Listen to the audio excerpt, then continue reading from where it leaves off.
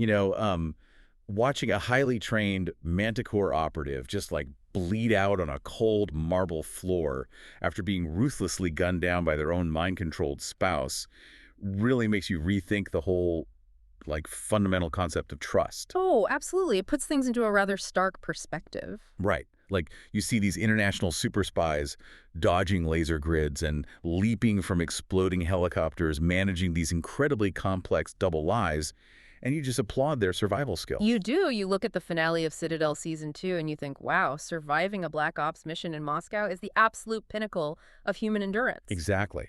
But I'm here to tell you, directly and on the record, that all the tactical espionage training in the world, like the hand-to-hand combat, the psychological And conditioning, secret aliases. yes, all of it, none of it can adequately prepare a human being for the sheer, unadulterated mental fortitude required to survive a family group chat on a Friday afternoon. It is, without question, the ultimate hostile environment. I mean, you look at a Manticore interrogation room and think it is stressful. Literally a walk in the park compared to my aunt's. Try navigating an unencrypted text thread where 3 different generations of your family are simultaneously arguing about a decades-old recipe while sharing completely unverified medical advice. And using basic punctuation as a weapon of mass destruction. Exactly. There is no extraction team coming to save you from that level of psychological warfare.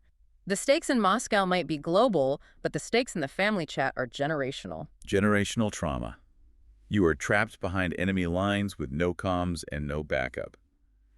But before we completely spiral into the geopolitics of my current digital hostage situation, I need to officially welcome you to the Snark side. The premier destination for analytical shade. Yes, we are your dedicated TV recap headquarters, where conspiracies are questioned, spies are relentlessly judged, plot twists are mathematically analyzed, and absolute nothing escapes a little snark. Not a single thing. Babes, whenever you hear this, we love you, we see you, and babes, thanks for being here. You are the absolute VIP of the Snark Squad today, and we are just so glad you're sitting right here with us. We truly appreciate you choosing to spend your highly valuable time in the analytical trenches with us today because, frankly, we have a monumental amount of television history to dissect. We really do.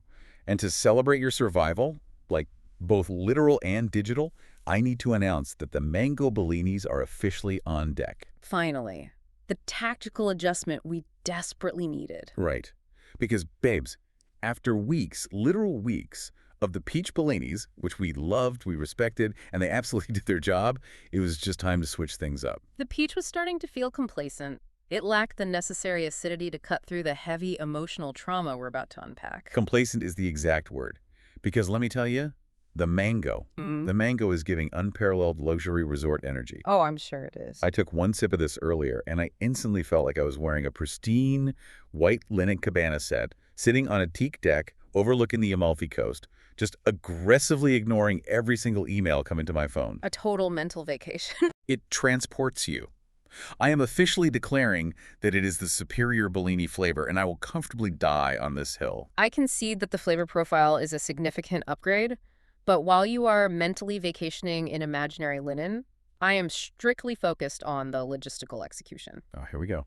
The spreadsheet energy. Because the absolute second we decided on mango, I immediately drafted a master plan for the next batch. I have already calculated the exact fruit-to-Prosecco ratio required for maximum structural integrity. Wait, really? A literal calculation? Yes, and I will be freezing the entire next round in the Ninja Slush. We are going to achieve a completely uniform, semi-solid state. There will be no rogue ice chunks. Oh my gosh, you're obsessed. Just pure, unadulterated, frozen efficiency. It is going to be an engineering marvel that honestly rivals Manticore's own tech division. See, this is the exact dynamic that makes us work.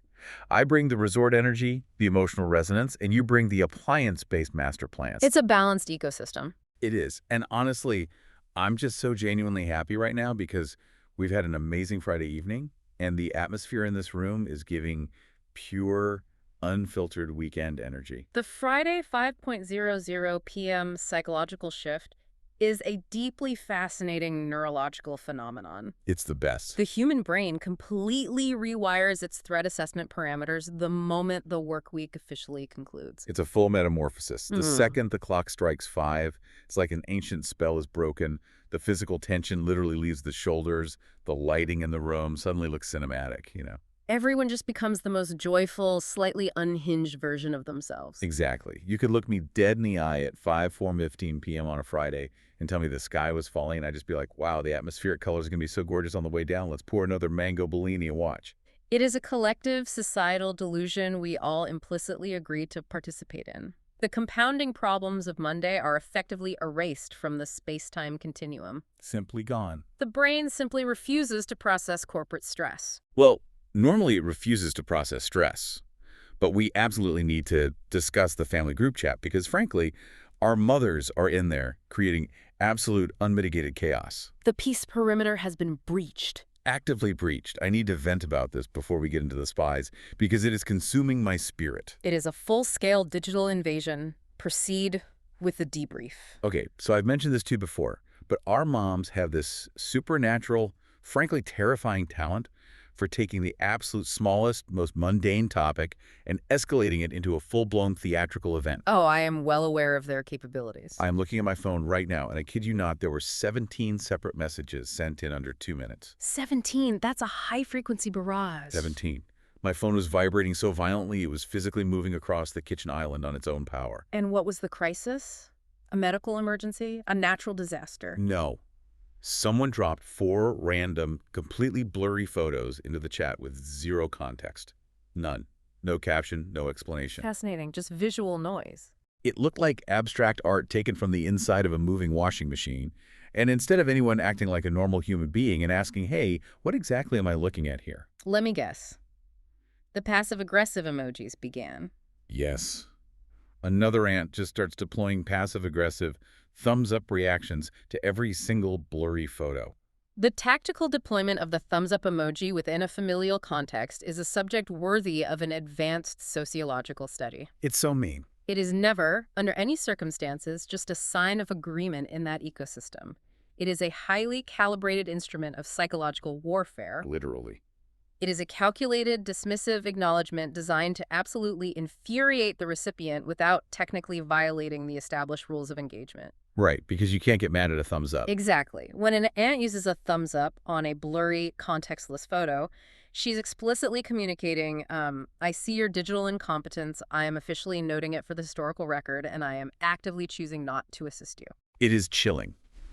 Chilling in its efficiency. And I was just watching this unfold in real time, getting so emotionally invested, my heart rate is actively spiking. Because it escalates. It always escalates. It did, because suddenly, completely out of left field, someone resurrects a deeply contested story from a family road trip in 2012. Of course they did. For absolutely no reason.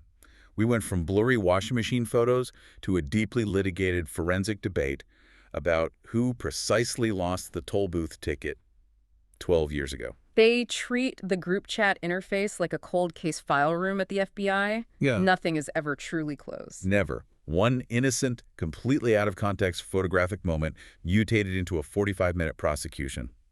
I'm emotionally exhausted, and the weekend has barely started. The statute of limitations simply does not exist in family dynamics. Every past transgression is merely archived, waiting to be weaponized at the most strategically inconvenient moment. It really is a weaponized archive. Yeah. And speaking of deeply questionable decisions, terrifying risk assessments, and surviving incredibly dangerous situations. Oh no, what did you do? I have a confession. I have a major, unprecedented confession to make right now. I am physically bracing myself, because the last time you initiated a conversation with that exact tone, you confessed to purchasing a life-size cardboard cutout of a reality TV star to ward off intruders. Okay, that was a temporary lapse in spatial awareness, and frankly, the cutout is very intimidating in low light. It really isn't, but please, proceed. This is entirely different. So, I was scrolling through my phone last night, letting the social media algorithm just completely wash over my prefrontal cortex. And I saw this Facebook reel of a person who was ordering homemade food Okay. through Craigslist. I need you to pause. I need you to stop right there and clarify your statement. I know. You were telling me, with complete sincerity, that you were actively researching culinary options on the specific internet platform historically famous for haunted antique furniture, stolen bicycles, and terrifying missed connections. Yes, I was. And naturally, because I am exactly who I am, I decided I absolutely had to try it. I am actually speechless. The curiosity was eating me alive. I had to know what unregulated, black market Craigslist food tasted like. I am looking at you right now. And I am genuinely trying to determine if this is a brilliant avant-garde life hack that I have been completely blind to, or the single most unhinged, self-destructive risk a person can take on a random Thursday night. I mean, I was spiraling the entire time. The internal monologue was deafening.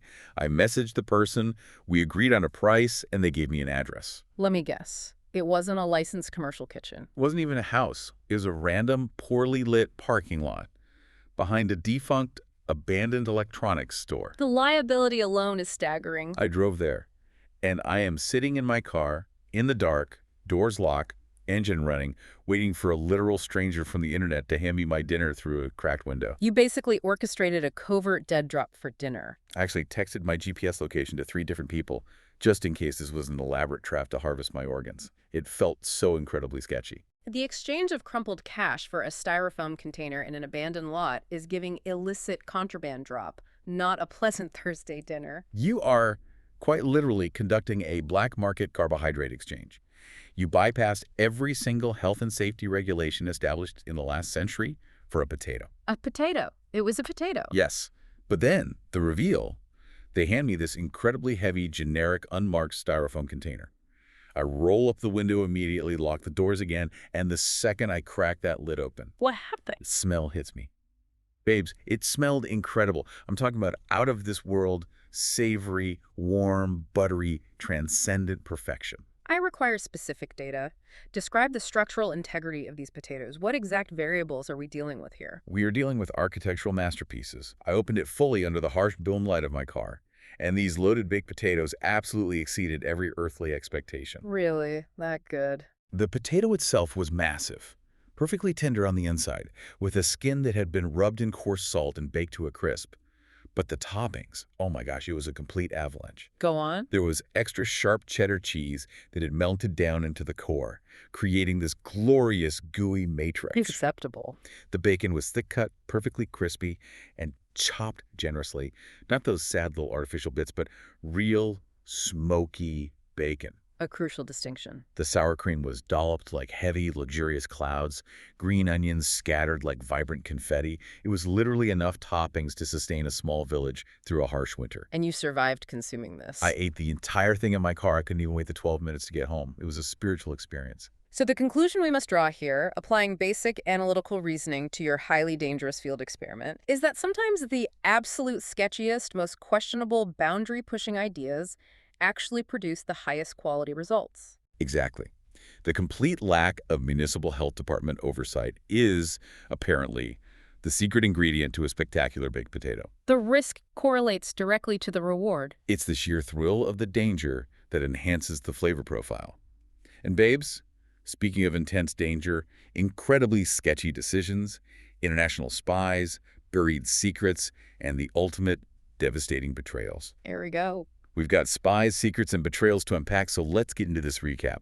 Let's get out of the parking lot, grab our Bellinis, and get right into the finale of Citadel Season 2. Let us initiate the official debrief, because the sheer volume of psychological mess and geopolitical chaos we are about to discuss is staggering. Literally staggering. I have pages of notes, and most of them are just question marks aggressively underlined. But I am still physically recovering. I am vibrating with residual anxiety from the sheer, unadulterated audacity of Season 2, Episode 7, Chin Chin. It was a dense hour of television. We need to take a minute to even process the cold open, because this episode literally kicks off with the ultimate, absolute worst-case scenario betrayal imaginable. Abby kills Mason Kane. It is a devastatingly effective narrative hook. The showrunners plunged us immediately into the absolute nadir of their relationship dynamic. Right, there is no build-up. It is immediate, visceral trauma. Exactly. I completely lost my mind. Yeah. I'm sitting there watching Mason Kane bleeding out on a beautifully polished floor, visibly gasping for his final breaths. The man has a fatal gunshot wound delivered by his own wife. Yes, by Abby, who is standing right there, physically holding the smoking weapon. And what does he do with his last conscious moments on this earth? A highly questionable tactical decision. Does he try to reach out to his wife? Does he try to snap her out of her mind control trance? Does he offer her a word of comfort for the horror she's going to wake up to? Negative on all fronts. No. He uses his precious dying breaths to turn his head to Nadia, his ex-girlfriend, apologize to her, and tell Nadia that he loves her. It is, without a doubt, the absolute pinnacle of romantic chaos. I was spiraling. The sheer disrespect, the absolute messiness of it all. I am actively furious on Abby's behalf, mind-controlled or not. Let us clinically dissect this decision. Because the optics are, frankly, abysmal. You are bleeding to death, your wife is the active shooter, and you choose to spend your final vocal cord vibrations declaring your eternal underlying love for your ex-girlfriend who happens to be standing in the room. It's so wild. If we look at this objectively, was Mason lying when he previously looked Abby in the eyes and told her he loved her? Exactly. Was it all a lie? Because mathematically, you cannot have it both ways, Mason. You cannot build a life as Kyle Conroy, swear allegiance to your wife, and then immediately revert to Mason Kane's romantic attachments the second your mortality is threatened. Right. You absolutely cannot. You are actively, loudly choosing your ex over your wife in the most dramatic, theatrical way possible. Highly theatrical. It is a complete invalidation of everything he built with Abby. It made me look at the screen and scream, "You are a fraud, Kyle Conroy." Right. However, if we dig deeper into the bifurcated psychology of Kyle Conroy versus Mason Kane, it makes a twisted, tragic sort of sense. Wait, how?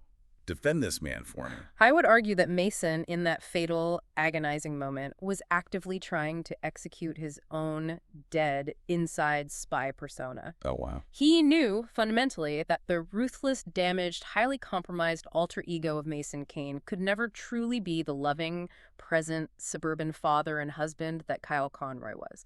Kyle was the family man. Mason was the weapon. Okay, I'm following. He knew he was dying, and perhaps, in his final tactical calculation, he realized that choosing the family in that moment would just irreparably taint their memory of Kyle with the dark reality of Mason. Wait, so you're saying he just leans fully into the Mason-Nadia toxic espionage history because he figures, well, my body is dying as the spy, I as well give the spy's broken heart to the fellow spy? Precisely. Like he's trying to keep Kyle Conroy pristine in Abby's eventual memory by dying purely as Mason? Yes. He recognizes the immense collateral damage their shared history has caused. He knows Nadia is going to have to carry the monumental weight of this entire disaster. Oh, that's actually really sad. Giving her that final validation, that apology, was perhaps the only closure he could offer to the violent life he was leaving behind. He was giving Nadia the piece of himself that always belonged to her anyway. I hate that that makes sense. But yes, from a purely observational, interpersonal standpoint, it is a deeply shady thing to do in front of the woman you legally married and raised a child with. It is the definition of messy. But I have to force myself to remember, and I need you to remind me when I get too heated, that Abby wasn't exactly making a conscious, malicious choice here. No, we absolutely cannot hold Abby legally or morally culpable. We have to deeply analyze the backstop defense. It is a crucial, non-negotiable mitigating factor in this tragedy. She was not acting on her own free will. She was literally hacked. She had been severely compromised, literally mind-controlled via the backstop chip embedded in her neurology. This is a piece of highly advanced technology currently being manipulated by Joanna Melvern. It's terrifying. Abby was entirely stripped of her human agency. She was transformed from a mother and a wife into a literal remote-controlled biometric weapon. It is the most horrifying concept. The idea that someone could just flip a digital switch on a tablet and you suddenly become a completely emotionless, highly efficient assassin deployed against the exact people you love most. A terrifying application of neuroscience. Your own body becomes a prison. But this brings me to my biggest, most aggressive grievance of the entire season. I am pushing back so hard on the leadership structure of this team. I assume you're referring to Bernard. Yes, I demand to know. I literally need someone to draw me a diagram explaining this. How Bernard Orlick knew that Abby was the chipped assassin this entire time, and he just casually didn't say anything to anyone. He maintained strict operational security. Operational security. But he did it in the most sociopathic, devastating way possible. I cannot accept operational security as an excuse here. He let Nadia and Mason walk completely blind right into a slaughterhouse. He did. He knew she had the Manticore tech inside her head. He knew exactly what she could be remotely triggered to do. And he just sat back and watched them operate around her, completely vulnerable, completely trusting her. He treated human lives like disposable assets. Exactly. I am declaring it right now on this show. Bernard Orlick is the single, shadiest, most manipulative character currently existing on television. Period. I don't trust a word he says. Your assessment is highly emotional, naturally, but it is also analytically sound. Bernard operates on a multi-dimensional chessboard that the rest of the characters are completely, blissfully unaware of. A chessboard of lies. He deliberately withheld critical, life-saving intelligence because revealing it would have prematurely altered the variables of his own secret overarching equation. He needed them blind. Which is so sick. He needed them to act naturally around Abby to maintain the illusion. More importantly, he needed the massive distraction their inevitable confrontation would cause. Right. Which brings us directly to the central chaotic mission of this finale, which is an absolute masterclass in geopolitical misdirection. Yes. The G8 summit in Moscow. The stakes literally could not be higher. We have Paulo Braga and later Joanna Malvern orchestrating this massive, highly coordinated plot to assassinate the Russian president, Aronov. A massive undertaking. And why? Because they want to exploit the subsequent power vacuum to steal these highly classified, immensely destructive satellites. We aren't talking about spy planes here. No. We are talking about orbital tech that could basically wipe out entire sovereign countries with the push of a button. It is the classic large-scale geopolitical extortion play. If you control the sky, you possess absolute unchecked power over the ground. It is the ultimate Manticore objective, total surveillance and total strike capability from an untouchable vantage point. Exactly. So the remaining team, Nadia, Hutch, and Celine, they realize what's happening and they have to infiltrate this heavily guarded summit. Which is practically a fortress. And babes, the infiltration sequence. I am obsessed with the tension. They're using deeply forged fake CIA clearance badges to bluff their way into the single most secure building in Russia. The anxiety was suffocating. Every time a guard looked at a badge, I stopped breathing. Me too. And while they are desperately trying to get into the building to stop the assassination, the real chaos is already unfolding. Because Abby, our tragic, mind-controlled weapon, is already nested securely inside. And she is operating with terrifying, cold-blooded efficiency. Unbelievable efficiency. The specific sequence where she silently, methodically takes out a highly trained, deeply entrenched Russian sniper just to casually steal his vantage point. Yes. It perfectly highlights exactly why the backstop technology is so coveted by these syndicates. It entirely removes human hesitation. It removes adrenaline spikes, moral qualms, and fear. It creates the perfect, frictionless operator. It was chilling to watch her move like a machine. And while Abby is setting up the sniper rifle, Joanna Malvern deploys Aparna to physically fight off the Citadel agents in the corridors. A multi-front engagement. Exactly. So we have this massive multi-level high-stakes brawl happening simultaneously. Aparna's going head-to-head with Hutch and Celine, just absolutely throwing down, taking heavy hits, all to buy precious seconds for Abby to take the lethal shot at the president. It is a brilliant, brutal, tactical bottleneck. Joanna is utilizing Aparna as a highly skilled human shield. Completely using her. She knows Aparna will likely sustain massive damage or be captured, but it is an acceptable loss to ensure the primary asset, Abby, remains undisturbed in the nest. It is asset management at its most cynical. But then we get to the real emotional tragedy of the episode, and I was completely wrecked again. Nadia finally breaches the sniper's room. The confrontation. Yes, she confronts Abby. And, babes, the acting in this specific scene, the conflicting tragedy of it all, I need you to break down the psychology of this confrontation for me, because my heart simply couldn't take the weight of it. It is undoubtedly the emotional climax of the entire series. Nadia is facing down a lethal machine that happens to be wearing the face of her closest friend. It's devastating. She is trying to verbally and emotionally appeal to whatever tiny, fractured fragment of Abby remains buried under the immense weight of the backstop programming. And for a fleeting, incredibly agonizing moment, it actually works. The glitch. Exactly. The biometric programming glitches. The sheer force of Nadia's emotional appeal causes a cognitive dissonance within the chip. Abby briefly, tragically regains her humanity. And you can see the exact moment the realization hits her. You can see it physically wash over her face. She realizes that she pulled the trigger on Mason. A horrific awakening. She realizes she just nearly killed Nadia. The crushing, incomprehensible weight of all that trauma, all that betrayal, crashes down on her in a split second. Yeah. And then she dies. A massive turning point. But we absolutely have to debate this because the visual execution of the scene leaves it agonizingly ambiguous. Let's look at the mechanics. Did Abby shoot herself out of overwhelming guilt to ensure she could never be used as a weapon against her family again? Or did she physically force Nadia's hand, making Nadia put the 2 bullets directly into her chest? It's designed to be unclear. I lean towards her forcing Nadia's hand because she knows, Her own programming might override a suicide attempt. It is a deeply complex mechanical and emotional moment designed specifically to haunt the viewer. If she managed to shoot herself, it is a definitive, powerful act of reclaiming her bodily agency, a final, tragic sacrifice to protect the world from what she has become. Right. But if your theory is correct and she physically grabbed Nadia's weapon and forced Nadia to pull the trigger, it transfers a massive, insurmountable burden of trauma directly onto Nadia. Oh my gosh, yes. She essentially makes her best friend her own executioner. She forces Nadia to carry the guilt of her death to ensure the mission succeeds. Either interpretation is psychologically devastating. It is peak espionage trauma. It is peak trauma. And Nadia is just left there on the floor, holding the literal and figurative pieces of her shattered life. But wait, this is where my blood pressure actively spikes again. The reveal. Because while Nadia is going through hell, while she is risking her life, losing her friends, and enduring unimaginable trauma trying to stop Abby from killing the president, we get the ultimate betrayal. We get Bernard's absolute, unadulterated, manipulative BS.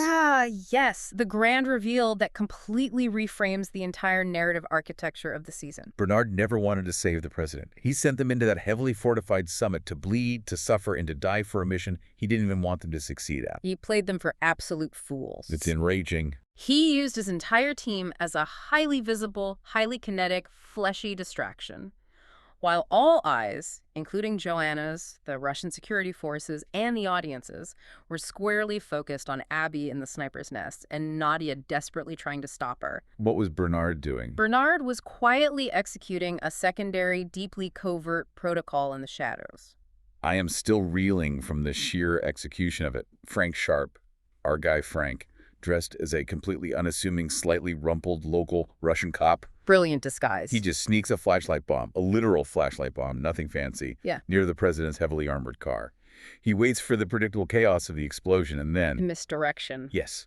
While pretending to be the heroic, dutiful officer helping a dazed President Aronov up the concrete stairs, he casually, seamlessly jabs a microscopic poison needle directly into his heart. It is a terrifyingly elegant assassination protocol. It requires absolutely zero grandstanding. There are no dramatic speeches, no sniper glares, just close physical proximity, perfectly timed misdirection, and a lethal, untraceable dose. It's so subtle. Frank Sharp proved himself to be arguably the most effective operator on the entire board in that single moment. The best tradecraft is entirely invisible. I am spiraling over the disrespect of it all.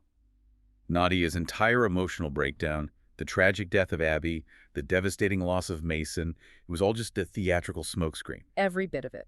Bernard actively used their genuine, deep-seated trauma to ensure absolutely nobody was looking at Frank Sharp. It makes me sick to my stomach to think about how callously he viewed their pain. He successfully weaponized their morality against them. He mathematically calculated that Nadia would stop at nothing to save Abby and prevent the sniper shot. He knew she would try to save her. By doing so, she naturally created the exact chaotic vacuum he needed to slip Frank into the perfect striking position. It is sociopathic brilliance. He didn't just anticipate their reactions, he engineered them. It's disgusting. And the villains honestly don't fare any better against his machinations. Because while the summit is in total panic lockdown, the president is dead on the stairs, the alarms are blaring, Bernard casually, almost lazily, strolls into Joanna Malvern's luxury hotel room. He bypasses her multi-million-dollar security detail with insulting ease. He just walks right in, looks at this woman who has been terrorizing them, and shoots her point blank in the chest without a second thought. A very clinical execution. And his reasoning, this is what infuriated me.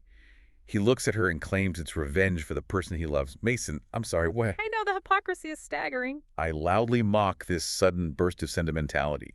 You absolutely cannot claim you are righteously avenging Mason Kane when your own secretive machinations, your own lies of omission regarding the backstop chip are the exact reason Mason was in the crosshairs to begin with. It is a fascinating, almost textbook display of extreme cognitive dissonance. Bernard brilliantly compartmentalizes his massive, overbearing guilt by violently projecting it entirely onto Joanna. He projects so hard. He orchestrated the entire board, he set the traps, but he blames her for the specific pieces that fell. It is a psychological loophole that allows him to commit cold-blooded murder while simultaneously cloaking himself in the righteous indignation of a grieving mentor. Wow. It is a very dangerous psychological defense mechanism typically found in dictators. Dangerous and deeply fundamentally hypocritical. But Bernard wasn't working this grand, multi-billion-dollar scheme entirely alone. We absolutely have to bring up Dahlia Archer, Mason's mother, the woman who previously sold out the entire Citadel organization. She is the ultimate wild card in the global espionage ecosystem. Her allegiances are entirely fluid. I am deeply disgusted by her as a person, but I also have to admit I am profoundly impressed by her sheer unadulterated ruthlessness. Oh, she is formidable. Because the absolute second she realizes Paulo Braga is effectively out of the picture, she immediately pivots her strategy. She tracks down Malcolm, the guy who meticulously manages Paulo's entire global estate. She kidnaps his innocent daughter, and she basically extorts the man for all of Paulo's hidden money. She doesn't hesitate. Every single cent. She orchestrates a hostile takeover of a criminal empire in an afternoon. She intimately understands that in this specific world, capital is the ultimate unrivaled weapon. Without funding, Manticore is just a violent philosophy. With Paulo's immense liquid fortune, it is an unstoppable empire. And what does she do with that stolen empire? She turns around and hands it right to Bernard Orlick. Let's explain the economics of this betrayal to everyone listening, because my brain actively short-circuited trying to comprehend the scale of this transaction. It is a hostile takeover on a truly sovereign scale.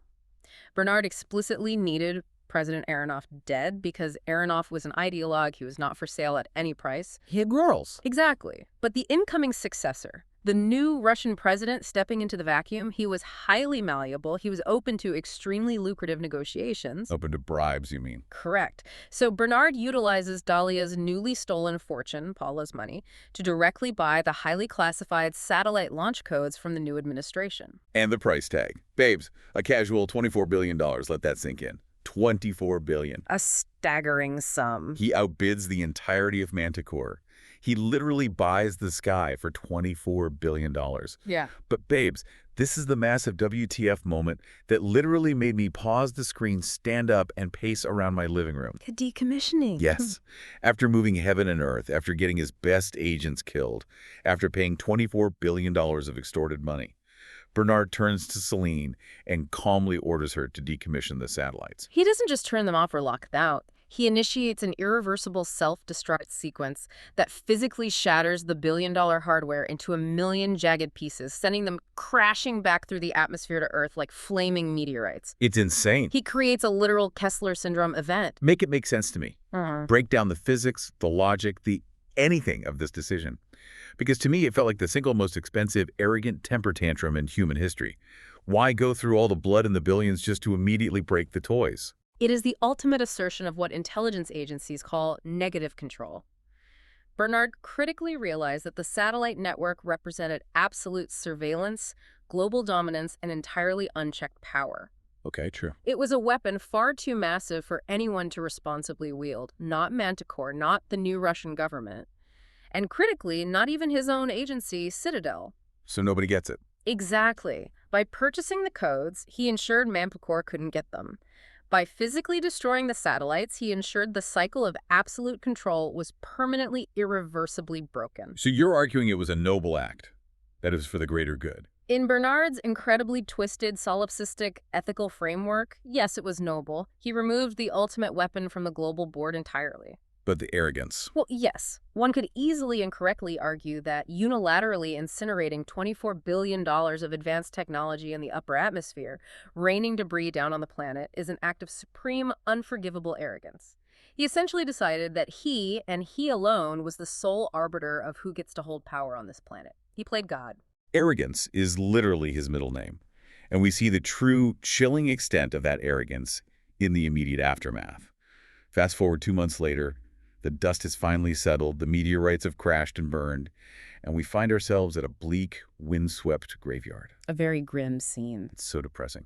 Nadia is visiting the graves of Mason and Abby. It is a stark, beautifully composed visual representation of the true human cost of Bernard's so-called greater good. And we learn that Nadia is now, presumably, taking care of both her own daughter, Asha, and Abby's daughter, Hendricks. Which, side note, I have to go on a tangent and spiral about this.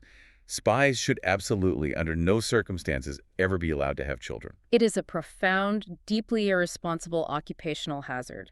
The liability matrix is simply too high. Children are inherently vulnerabilities in a world built on leverage. You absolutely cannot be dodging high-caliber bullets in Moscow on a Tuesday and then attending a civilized parent-teacher conference on a Thursday. The generational trauma you are inheriting to these kids is astronomical. It is entirely incompatible with civilian life. Look at this specific situation. Nadia is now a traumatized single mother to 2 orphan children of the espionage world. It's deeply irresponsible. The narrative of this genre continually, brutally punishes the characters for attempting to simulate a normal civilian life. The spy world always demands a blood sacrifice, and it usually extracts it from the next innocent generation. It is the tragic cycle of intelligence work. And speaking of people who constantly demand sacrifices, Bernard Orlick shows up at the grave. Of course he does. The sheer nerve, the unmitigated, breathtaking audacity of this man to show his smug face to Nadia after what he orchestrated. He is standing over the graves he basically dug. He is seemingly completely immune to the concept of human shame. He rolls up in his coat and casually asks Nadia to join his new, shady little independent Black Ops squad. He's got Hutch, he's got Celine, he's got Frank the Poison Needle Cop. He literally wants to get the band back together. He's recruiting over a fresh grave. I was yelling at my television screen. How dare he ask her for anything? He views human relationships purely as transactional utility. He needs an elite, proven operative. Nadia is an elite, proven operative. That's all she is to him. Exactly. The fact that he is directly responsible for the fresh graves she is standing over is, to him, just a sunk cost. It is an emotional externality he refuses to process. Thankfully, our girl Nadia rejects him. Yeah. She tells him no. She is actively choosing to protect her daughter. She is breaking the toxic cycle. But, this is where I got confused and angry, because she doesn't leave him empty-handed. No, she does not. She hands over a decrypted drive with the names of other Citadel survivors to help him hunt down the Manticore families. Which is a deeply fundamentally contradictory action. She vocally claims to be stepping entirely away from the board, but she is simultaneously providing Bernard with fresh, highly capable pieces to continue the violent game. She is washing her hands while handing him the soap. But I need your analytical take on Bernard here, because his justification for all of this, his whole worldview, is wild. Bernard operates on a profoundly twisted logic of highly compartmentalized morality.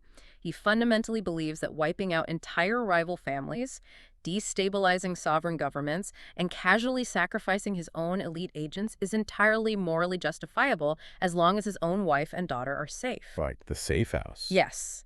He keeps them locked away in an impenetrable safe house, a gilded cage, and uses their ongoing security as the moral blank check for all his global atrocities.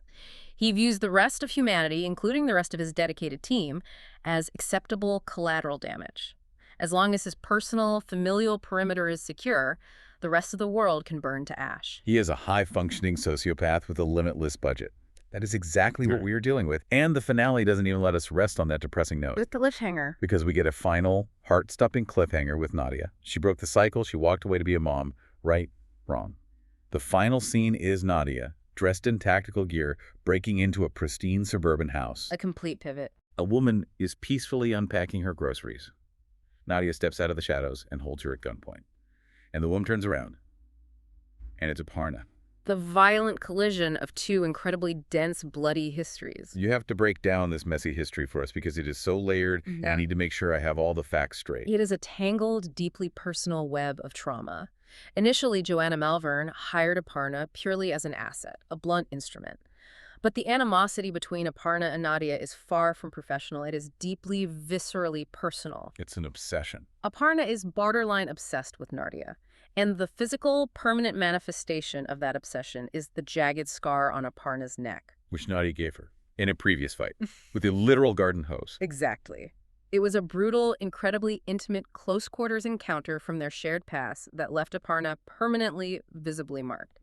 When someone carries a physical scar directly inflicted by you, the dynamic fundamentally transcends mere professional rivalry. It becomes a blood feud. It becomes entirely about ego and survival. I am spiraling over the possibilities here. Why is Nadia holding her at gunpoint in a kitchen instead of just shooting her from a distance? Why initiate the conversation? Are they secretly related? Did Joanna hint at something deeper in the files? On valid questions. Are they secret sisters who were tragically separated at birth and trained by rival shadowy agencies? Or are they just immortal enemies who deeply respect each other's lethal game? The familial relation theory is highly plausible within the established parameters of the specific genre. The sudden revelation of shared blood is a classic, highly effective trope utilized to force an unexpected, uneasy alliance. It totally is. Given the heavy, overarching themes of legacy, parenthood, and family this entire season, Aparna being a long-lost sister, or perhaps a product of the exact same brutal manticore training program as Nadia, would fit perfectly into the narrative architecture of the show. It creates immediate, complex stakes for the next season. Okay, babes. We have unpacked the dense plot, we have yelled about the betrayals, but now it is time to make some official, binding rulings. We are moving into our first segment, Agent of Chaos. The parameters of this segment are simple. We evaluate the key players of the finale based on their performance, their strategy, and their overall impact on the chaotic ecosystem of the narrative. Exactly. And I am starting with best performance, and I am passionately, aggressively defending Nadia Sinh for this title. Give this incredible woman a medal. Give her a 6-month paid vacation. Give her a lifetime supply of mango bellinis. Her resilience was certainly tested. She survived the absolute emotional ringer. She watched her ex-lover die while he professed his love to her. She was shot. She had to confront her mind-controlled best friend and potentially aid in her suicide. She infiltrated a global superpower summit, and through all of it, she was the only person actively trying to save everyone's life instead of playing cynical politics. That is factually accurate. She carried the heavy emotional weight of the entire season directly on her back, and Priyanka Chopra Jonas acted the house down. Your defense is noted, and the emotional labor is undeniable, but I must respectfully pivot to the smartest move category. Oh, I guess. And while it genuinely pains me to validate his horrific methodology, the award unequivocally goes to Bernard Orlick. I knew it. Nadia fought hard with her heart, but Bernard fought smart with his brain. He didn't just play 4D chess. He owned the board, he manufactured the pieces, and he controlled the table they were playing on. He cheated. He successfully used every single member of his team as highly trained, emotionally vulnerable meat shields. He orchestrated a flawless assassination, secured a multi-billion-dollar buyout of global tech, eliminated his primary rival in her own hotel room, and quite literally blew up the sky. It was a masterstroke of villainous efficiency, cleverly disguised as espionage. I hate that you're mathematically right. I absolutely hate it. But fine, he gets smartest move. Now let's talk about the biggest surprise. Because for me, the biggest shock of the finale wasn't the satellites crashing. It wasn't the brazen needle in the flashlight. What was it? It was the simple fact that Mason Kane is actually staying dead. At least for now. They put his physical body in the ground. I was fully expecting him to gasp for air in the final frame, or for his eyes to pop open. It is unusual for this genre to commit to a major character death. And let me put this warning into the universe right now. If they bring him back as an AI clone next season, if he comes back as a hologram projected from a watch, I am going to actively riot. I will throw my television into the street. Let the man rest. Resurrecting him would severely undercut the emotional permanence and the high stakes established in the finale. However, I must award stole the episode to the true, unassuming dark horse of the narrative, Frank Sharp. Frank Click. The legend. Think about it analytically. While everyone else is delivering sweeping Shakespearean monologues, having deep emotional breakdowns, and engaging in high-octane, physically exhausting sniper battles, Frank Sharp is just a guy in a slightly ill-fitting, fake Russian cop uniform. They're strolling around. He casually strolls up the stairs, drops a flashlight, pretends to be helpful, and executes the actual world-changing assassination with the mild, detached annoyance of an accountant completing quarterly paperwork. It's so true. He was the most effective operative precisely because he completely bypassed the melodrama. He stole the entire climax by refusing to participate in the theatrics. He really did. Just a casual, world-altering Tuesday for Frank. All right, moving on to our next segment, Classified Files. We are digging deep into the secrets and the lies of the finale. Let's debate the biggest secret. The objective, undeniable answer here is Bernard knowing about Abby's backstop chip the entire time. It is the foundational secret that caused the maximum amount of structural damage to the team. It is the massive lie of omission that directly resulted in Mason's death and Abby's destruction. It is entirely unforgivable. But if we were talking about secrets, we absolutely have to talk about the most suspicious character. I am looking directly, unblinkingly at Dahlia Archer. I completely share your skepticism. I fundamentally question the structural integrity of her supposed alliance with Bernard. It has to be fake, right? Dahlia is, above all things, a survivor and a ruthless opportunist. She extorted a massive fortune and handed it to Bernard, yes. But why? Is she truly aligned with his chaotic vision of dismantling the sky? Or is this just another incredibly elaborate, multi-season-long con? She betrayed her own son. Exactly. She happily betrayed her own son. She will absolutely, without hesitation, betray Bernard the second the geopolitical math favors her. She is playing the longest, most complicated game possible. But my pick for best plot twist. It absolutely has to be the double assassination plot. The sheer layered irony of the Citadel team desperately fighting their way through heavily armed guards, risking everything they have to stop an assassination that their own boss secretly ordered to happen anywhere. It is quite grim. It is so profoundly cynical. It makes you question the validity of every single mission they've ever been sent on. It perfectly highlights the ultimate depressing futility of the foot soldier in the face of leadership's hidden macro agendas. However, we must discuss the most unbelievable moment. And for me, it is the financial and physical logistics of the climax. The satellites. Yes. Bernard pays $24 billion for the satellites and then immediately destroys them. The speed of that wire transaction, the physics of decommissioning massive orbital structures into instantaneous targeted meteorites, it strains credulity even within the heightened sci-fi reality of the genre. Okay, Mr. Logistics, I hear you on the orbital physics. Oh. But I will fiercely argue that the most unbelievable moment, the thing that truly defied all known laws of human nature and decency, was Mason confessing his eternal love to his ex-girlfriend while his wife was standing 2 feet away holding the gun that just shot him. Well, emotionally, yes. You can survive a car bomb in this show, you can survive a sniper round, but you absolutely cannot survive that level of relationship messiness. It was legally unbelievable. We clearly have differing definitions of realism, but your point regarding the emotional absurdity stands. Which brings us perfectly into our favorite segment. Shady, snarky, or stupid. We are taking the messiest moments from this finale and handing down official, binding verdicts. And we are starting right there. Moment 1. Mason's dying words to Nadia. I am ruling this officially as shady. Shade. It is deeply, fundamentally shady to Kyle Conroy's memory and to Abby's entire life. He invalidated his entire marriage with his last breath. I will counter your emotional ruling and officially rule it as stupid. Not emotionally stupid, but tactically and temporally stupid. The timing is completely abysmal. I mean, he was dying. You are rapidly bleeding out. Your wife is currently a highly compromised legal asset holding a loaded weapon. Injecting a highly volatile, confusing romantic confession into an active combat zone where the primary shooter is your spouse displays a profound lack of situational awareness. It is a stupid, unnecessary variable to introduce. It was a terrible, fatal read of the room. Okay, moment 2. Bernard casually strolling into Joanna's hotel room and killing her while she's looking out the window at the chaos he caused. This is unequivocally snarky. It is peak villainous theatricality. He doesn't just efficiently eliminate a rival, he gloats. He loved every second of it. He lets her watch her life's work fail, he lets her realize she has been totally outmaneuvered, and then he delivers a dramatically ironic, entirely hypocritical one-liner about avenging love before pulling the trigger. It is a masterclass in cold-blooded, snarky execution. He enjoyed it entirely too much. He was living for the drama. He was the main character in his own mind. All right, moment 3. Nadia, our brilliant girl Nadia, giving Bernard the flash drive with the names of more Citadel survivors of the graveyard. Verdict. From a purely analytical standpoint. I'm already yelling. It is stupid. It is so stupid. Let me finish my analysis.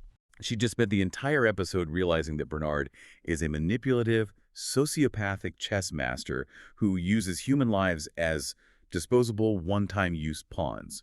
She looks him directly in the eye, calls him out on his horrific behavior, tells him she wants absolutely no part of it in order to protect her daughter. And then she hands him a list of fresh pawns. What is she thinking? She just fed more innocent operatives directly into his meat grinder. It is a massive, inexcusable strategic error driven by profound emotional exhaustion. She desperately wants Manticore destroyed, but she doesn't want to do the bleeding herself anymore. So she outsources the violence to Bernard, willfully, dangerously ignoring the fact that he will inevitably get those people killed to achieve his goals. It is a deeply flawed, hypocritical compromise. It's infuriating, but it definitely sets up the board for next season, which leads us to our final segment, mission predictions. We have to look into the crystal ball. Babes, what are we predicting for the future of this beautiful mess? Let's start with future betrayals and secret identities. Based on the structural narrative tropes we discussed earlier regarding Aparna, I am officially predicting that Aparna is, in fact, Nadia's secret biological sister. Oh, that would be so good. The intense nature of their animosity, the shared bloody history with Joanna Malvern, the heavy thematic focus on family dynamics this season, it all points heavily to a revelation of shared blood. Furthermore, I predict that this revelation will force them into an unexpected, highly volatile, incredibly dangerous alliance against a newly reformed, technologically advanced Manticore. I can totally see that happening. Enemies to sisters to reluctant allies. The fan edits online are going to be wild. Okay, my prediction for characters most likely to switch sides. Frank Sharp. Frank?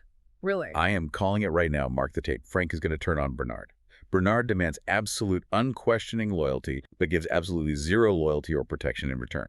Frank is way too pragmatic, too observant to go down with Bernard's inevitably sinking ship. He's a survivor. The exact second Bernard's math doesn't add up for Frank's personal survival, Frank is going to slip another poison needle, but this time it's going into Bernard's tea. It is a highly logical progression. Frank is a survivor above all else. Now, we must provide one completely ridiculous prediction that, given the established, often absurd parameters of this specific show, somehow sounds entirely possible. What is your absurd thesis? You know exactly what it is. I threatened to riot earlier, but I feel it deep in my bones. Mason Kane isn't actually fully dead. There we go. His physical body is rotting in that grave, sure. But I predict that right before he died, his consciousness, his memories, the core digital essence of Mason Kane was wirelessly uploaded to the backstop cloud infrastructure. Digital resurrection. Next season, Nadia is going to put in a tactical earpiece, and Mason is going to return as a Siri-like AI voice inside her head, guiding her through missions and constantly, annoyingly reminding her that he loves her while she's trying to shoot people. That. The truly horrifying part of your theory is that I cannot definitively rule it out based on the established, highly advanced technology of the universe. It is absurd on its face, and yet statistically highly probable. It's going to happen. You heard it here first. I am bracing myself for the AI romance. My ridiculous prediction involves the sweeping geopolitical fallout of the finale. I predict that the Russian president, Aronov, actually survived the flashlight incident. Wait, what? From the poison? The poison needle was merely a highly advanced, deep-state synthetic sedative designed to simulate biological death just long enough for the peaceful transfer of power. He will wake up in a highly classified subterranean medical facility. Consequently, Manticore, having been financially outbid and publicly humiliated, will entirely abandon physical violence and pursue a massive multinational corporate lawsuit against Bernard Orlik for breach of contract, tortious interference, and the $24 billion destruction of orbital property. We will get an entire season dedicated to high-stakes espionage litigation. Spies in courtrooms, the aggressive depositions, the objections. I would honestly watch every single second of that. Imagine Dahlia Archer being cross-examined on the witness stand. The designer courtroom outfits alone would be worth the subscription. The legal discovery phase would be incredibly lethal. Oh, babes, my brain is spinning. We have thoroughly unpacked the trauma, the betrayals, the deeply questionable logistics, and the life-changing baked potatoes. But now we need to turn the interrogation spotlight directly onto you. Head to the comments right now and sound off, because we have urgent questions that require your specific insight. We require your data to complete the debrief. Question 1.